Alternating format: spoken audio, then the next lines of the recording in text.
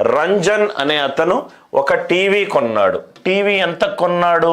22,500 రూపాయలకు టీవీ కొన్నాడు.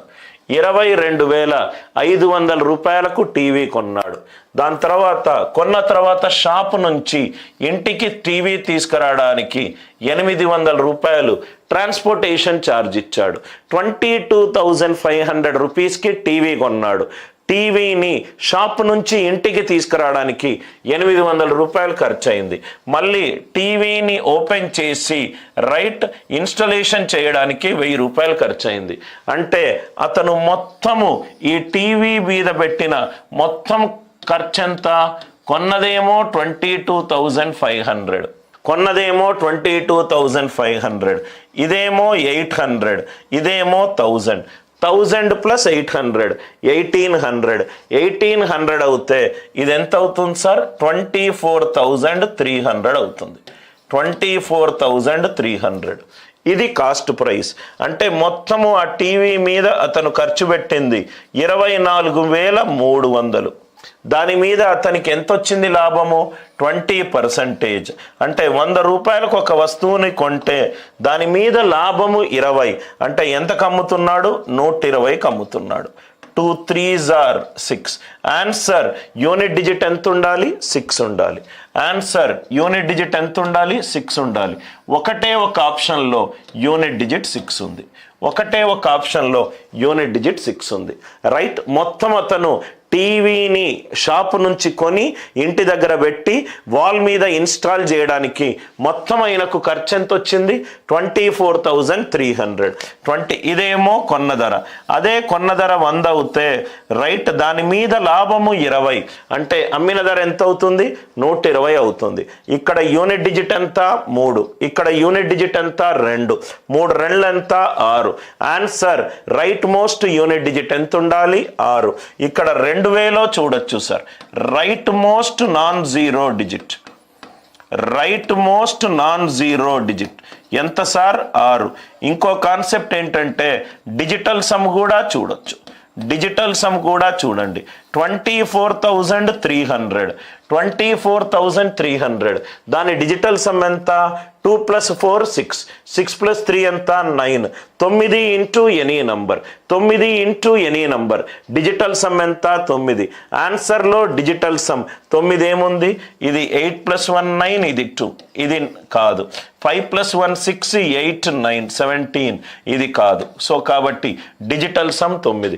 Digital sum 9 అయినా ఉండొచ్చు. మోస్ట్ నాన్ జీరో డిజిట్ 6 అయినా అయి ఉండొచ్చు. 6 అయినా అయి ఉండొచ్చు. 9 భాజనీయత సూత్రం చేస్తే 9 యొక్క కారణాలకు సంబంధించి ఏదైనా చూసుకోవచ్చు. 9కి ఒక భాజనీయత సూత్రం ఉంటే 9 యొక్క కారణాంకాలకు కూడా సేమ్ భాజనీయత సూత్రం ఉంటుంది. I hope the idea it is clear. Next ఈ క్వశ్చన్ చూడండి సార్. మీకు ఒక్కసారి ఎన్ని ఎక్కువ ప్రాబ్లమ్స్ మీరు చూస్తూనే ఉంటే మీకు అది అలవాటు అయిపోతుంది. అలానే క్వశ్చన్స్ని సాల్వ్ చేస్తారు. A TV is sold at 8% gain. 8% ప్రాఫిట్కి అమ్మాను. అంటే నేను 100 రూపాయలకు ఒక వస్తువుని కొనుక్కుంటే 8% లాభానికి అమ్మాను. 8% లాభం అంటే అమ్మిన ధర ఎంత? 108. అమ్మిన ధర ఎంత? 108. Had he sold for 2553. 2,553 రూపాయలు తక్కువకు అమ్ముతే ఎంత నష్టం వచ్చింది? 15% నష్టం వచ్చింది. 15% నష్టము. 100 మీద 15 నష్టము. 100 మీద 15 నష్టం అవుతే ఎంత వచ్చింది? అది 85. 100 మీద 15 నష్టము అంటే ఎంత వచ్చింది? 85. 108 కాస్త 85 అయింది. 108 కాస్త 85 అయింది. ఎంత తగ్గింది? ఇక్కడ 8 తగ్గింది. 108లో 8 తగ్గితే 100. 100 కాస్త 85 అయింది. అంటే 15 తగ్గింది. అంటే మొత్తము 23 తగ్గింది. అంటే క్వశ్చన్ మొత్తము 23 తగ్గింది. క్వశ్చన్లో ఎంత ఇచ్చాడు? ఎంత తగ్గిందన్నాడు? 2553 తగ్గిందన్నాడు. 2553 తగ్గిందన్నాడు. అంటే ఇక్కడ 3 ఉంది, ఇక్కడ 3 ఉంది. 3ని ఏ నంబర్ తోటి లబ్ధం చేస్తే నాకు యూనిట్ డిజిట్ 3 వస్తుంది. 3 ఒకట్ల 3 రైట్, అంతే, ఇంకేమీ లేదు. అంటే ఆన్సర్ని 1 తోటి యూనిట్ డిజిట్ని 1 తోటి లబ్ధం చేయాలి. ఈ 100 దాని మీద 18% లాభం వచ్చింది. 100 మీద 18% లాభం అంటే అది 118. అది 118. Are you all with me? Right. So to gain 18%, 100 మీద 18 లాభము అంటే 118. 118. 3 1s are 3, 8 1s are 8. Answer unit digit 8 ఉండాలి.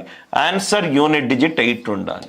ఈ కొంచెం యూనిట్ డిజిట్ లాజిక్ కరెక్ట్గా మీకు అర్థమవుతే చాలా క్వశ్చన్స్ని చాలా ఫాస్ట్గా మీరు సాల్వ్ చేయగలుగుతారు.